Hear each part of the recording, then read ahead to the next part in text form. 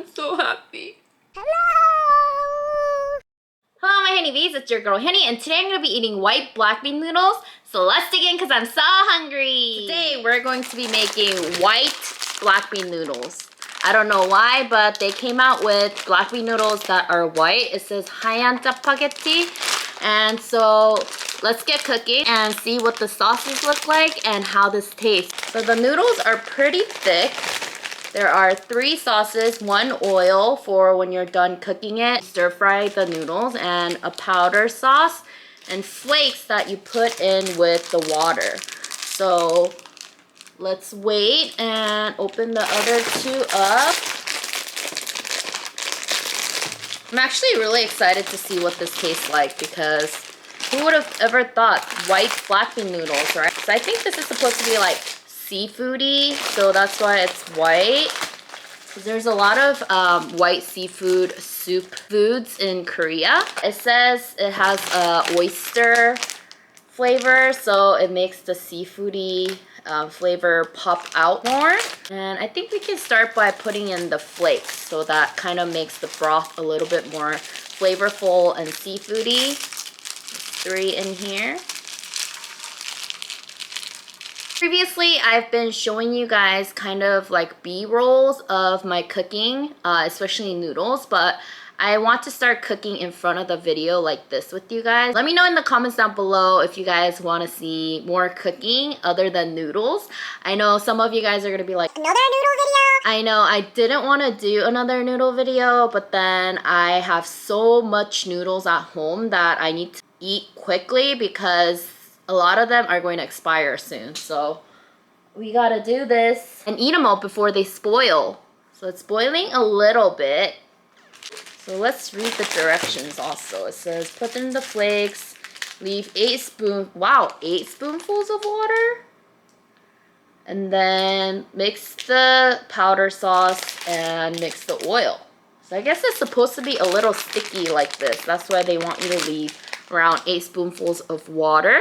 So let's follow the directions. We might not even have to throw the water out because I put a very small amount of water. Dun, dun, dun, dun, dun, dun, dun, dun. Okay, now that it's boiling, let's put in our noodles. Circle noodles. Noodles, noodles, noodles. Noodles, noodles. Yeah. We got 3 noodles today. The soup turned very like light brown, like it looks like in the packaging.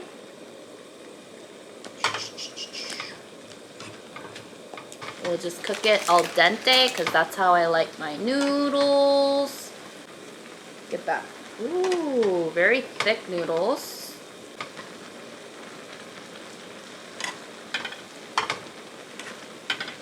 So I do think it's somewhat supposed to be a little slimy. I don't really like the term for that for food, maybe gamey. I don't know, is that even better? So we're going to just add our powders in because I think it's 8 spoonfuls per noodle pack. So I think this is about right. Just going with my guts here, my instinct.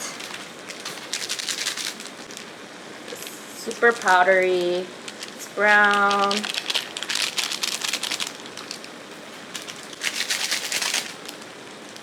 And then we'll let that water kind of evaporate.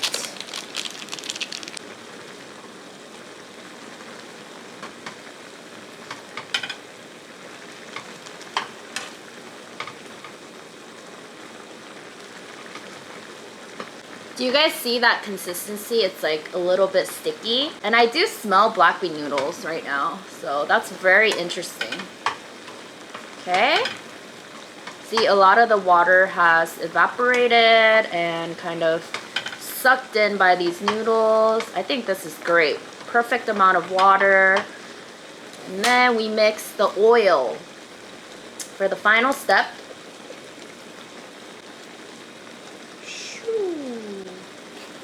So it's not really white black bean noodles. It's more like light brown, I guess. Right? But we'll say it's white.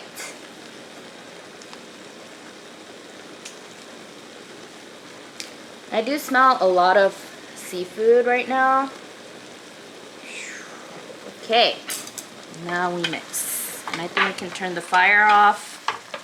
Mix, mix, mix. There we go. I think it's safe to say that that was the perfect amount of water, you guys. Okay, now let's get to eating. Okay, so we have our white black bean noodles, but make it white. We also have our pickled radish here and some spiciest green onion kimchi in the world, because I feel like I need some type of spice with this. I don't know, for some reason, because it's white, I think some type of spicy side dish is needed with it. Let's have our first bite. Hyunee bite! Ooh, let's see what this tastes like. I do smell a lot of seafoody flavor right now. It does smell good. Smells like a super lightly flavored black bean noodles.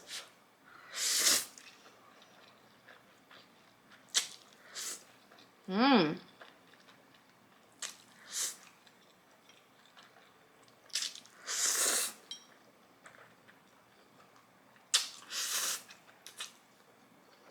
Mmm.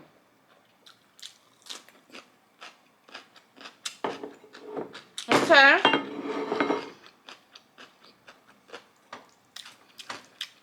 It's not bad. But I don't know. I don't know if I can say it's good. Let me try it one more time. I do like the texture of the noodles, however. It's very chewy and very chubby, I guess.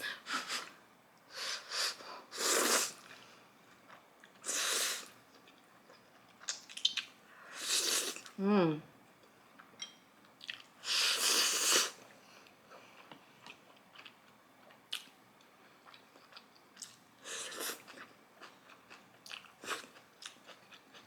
So when I was cooking this, I was thinking, it reminds me of a lot of this dish called 해물 누룽지탕 in Korea. It means seafood congee.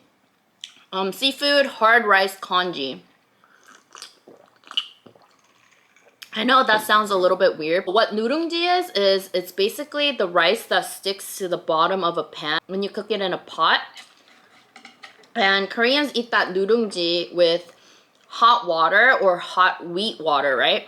And it is the best thing ever. Like, the soup of that nuddongji is so umami flavor. When I was a kid, I used to hate it because I was like, this is so bland. Of course, you do eat with side dishes or a type of soup, but when I was younger, I didn't like anything soupy with rice for some reason. But now I love it. I can just eat nuddongji with egg, spam and rice and kimchi, or just egg and egg and seaweed.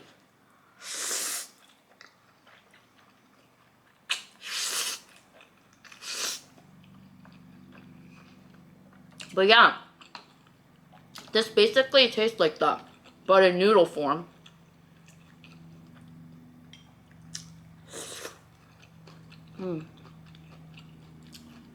Really good with pickled radish and kimchi. This is the spiciest green onion kimchi in the world.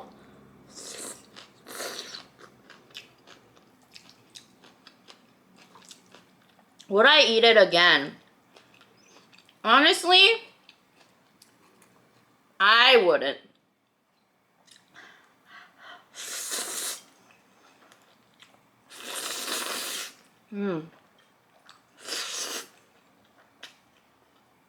It's not bad though. Who I would recommend it to is people who like the flavor of black bean noodles, but it's a little too overpowering.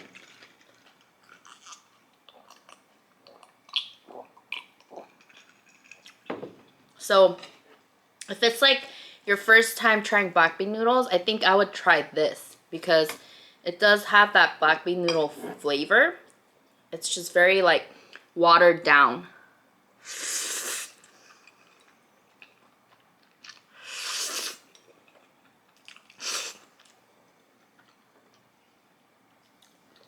Overall, not bad.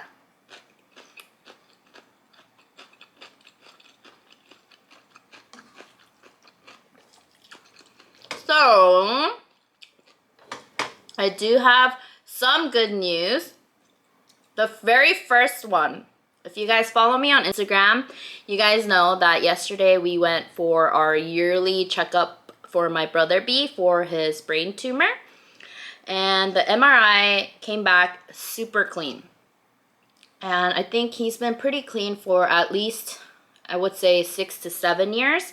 So I'm super happy. So when it comes to around this time of the year, I get very anxious and nervous because I don't know if the MRI is going to come out clean, right? Because you never know. With cancer or tumor, it could come back. And I'm just so happy that my brother B is good and it came back really clean. There's nothing wrong with him. So he will be okay for hopefully another 2 years, 18 months to 2 years for the next checkup. I did mention that we were going to the hospital for a checkup a few videos ago, and to those of you guys who prayed for us and gave us warm wishes, thank you guys so much. It means the world to me.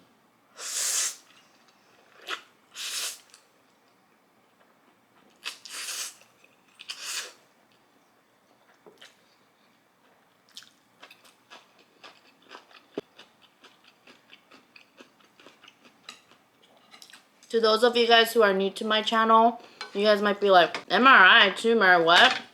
So, my brother B, we found out he had a brain tumor the size of a tennis ball in the early 2000s. I think it was 2008, 2009? No, 2009. And so that was a year before my dad passed away. And we found out because he had a stroke and he couldn't move half of his face, and we had no idea what was going on because my brother's the type to kind of hide his pain, and even when we were younger, if he had a cold or a fever, he would just try to fight it on his own. So we found out later my brother B used to see black dots and he would have migraines, and when he told me that, I couldn't imagine the pain that he was going through, and he still tolerated it on his own.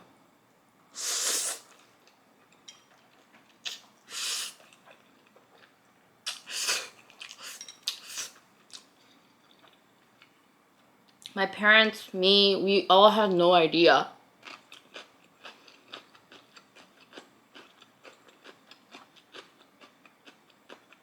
When my brother suddenly fainted and couldn't move half of his face, he had a stroke, we were so worried. And this was when I went for a walk and to work out with my friend. And my dad kept calling me, but I left the phone in my friend's car. So I had no idea what was going on. And my dad was so mad at me because I wouldn't pick up. He left a voicemail telling me my brother fainted and we had to go to the ER. So then I came home right away after I heard the voicemail after my workout at the beach. And then we went to the ER. And the doctor came in with the x-ray result, the MRI. And he was like, okay, he has the brain tumor the size of a tennis ball. And he said this was a huge deal. Like, it's covering basically 3/4 of his brain, like this big, and his brain is just surrounding it like a thin wall of brain. He suspected that he's had it for years, since maybe he was in like 3rd or 4th or 5th grade. And the fact that we had no idea, I felt so much guilt, and I felt bad that we had no idea and he was going through this pain.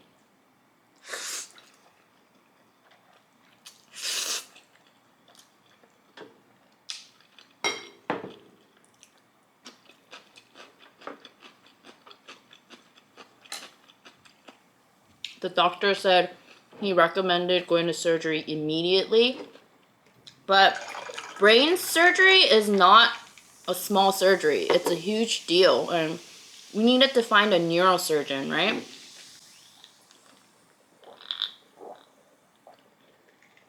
We didn't know what to do. My dad was panicking.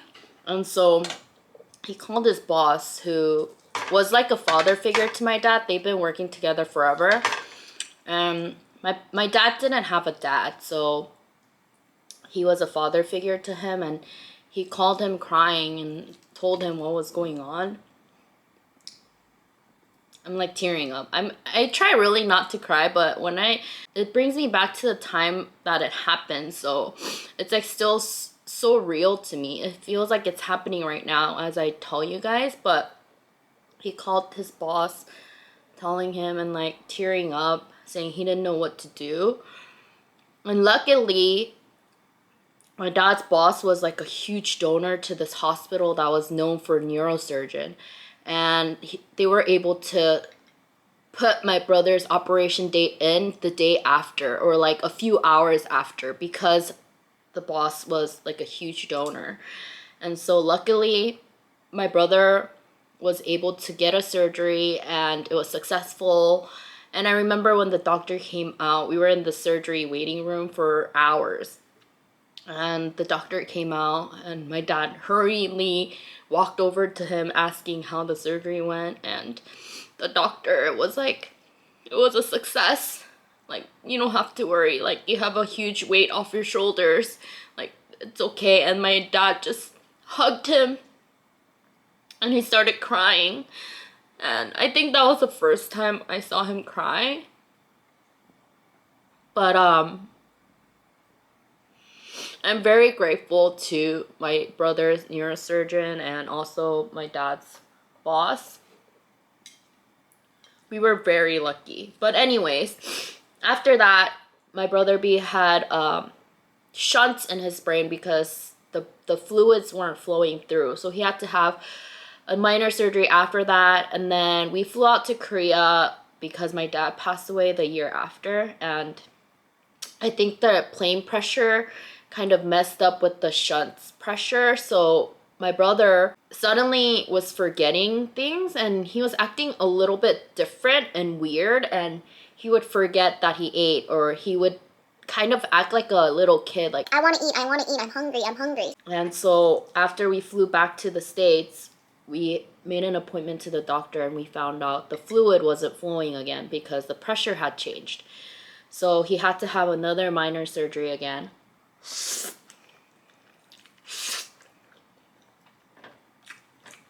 So my brother B has gone through a lot.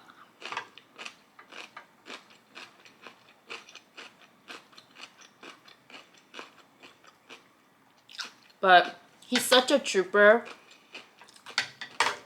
throughout all this process and all the pain during the surgery, after the surgery. He never showed pain. He also had radiation, and it was like a super long process. I think like 8-week or a couple months process. He didn't complain. So I'm super grateful. I think the biggest thing for him is he doesn't want us to worry, so he tries not to show it. But I really can't imagine how much he went through.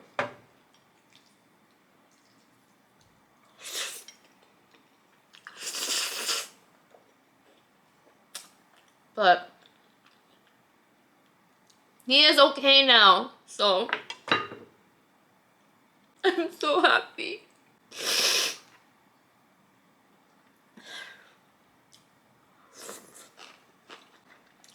I'm really, really happy.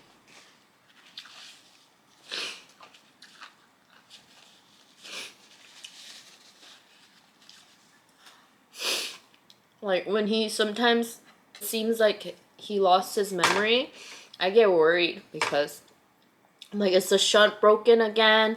Do we have to have another surgery? Is he okay? But I'm just very super ecstatic to know that he's not in pain anymore and that he's okay and he's healthy, and I hope it stays that way.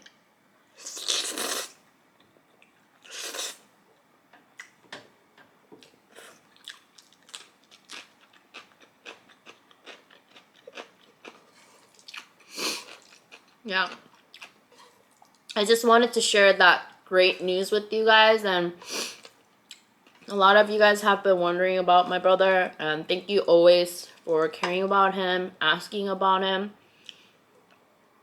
It means the world to me. It really does.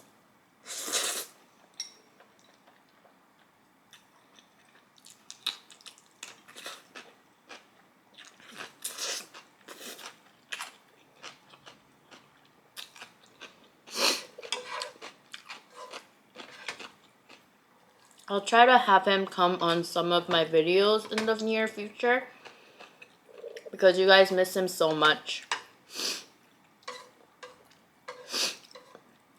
But again, thank you guys so much always for being there for me and always caring about him. It makes me feel like it's worth living and that doing this has helped me a lot throughout the years in my life, and I just want to take this time to thank you guys. Yeah, that is the story of my brother. And so if you guys are new here, now you know. Thank you guys for being here, and thank you guys for being in my life, and thank you guys for always listening to my stories, although it could be boring sometimes. Thank you for allowing me to share my love for food and just share my life with you guys. I think this is a therapy for me because it's hard sometimes to even talk to your friends about the personal life. So sometimes, actually, you guys know a lot more than some of my friends because I open up here a lot more than I do with my friends. And I just want to thank you guys for that. And this is gonna be my last bite.